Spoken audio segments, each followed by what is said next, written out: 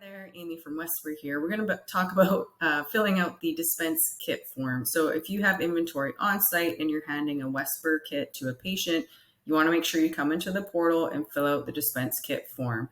So you can find that under the orders tab. So up here on the black menu bar, we want to click on this orders tab and go all the way to the bottom, and you'll see here the dispense kit form. So I'm going to click on here.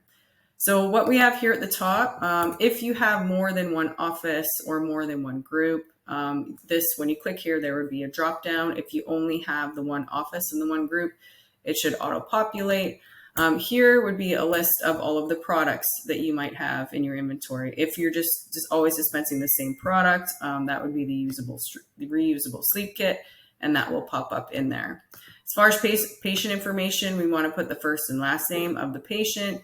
The really important part are the email and phone number. So the email, we want to make sure we're putting in here the same email that the patient's going to use to create their user within the Wesper app. We'll also be communicating with this patient via email, so we want to make sure it's an email that they can access and that they do use on a regular basis.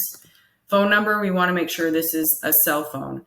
We communicate via text and email, so we really want a valid cell phone number. If they do not have a cell phone number for some reason, let us know in the notes that this is a landline or if they don't feel comfortable. But again, very beneficial to have the cell phone and the email, both valid.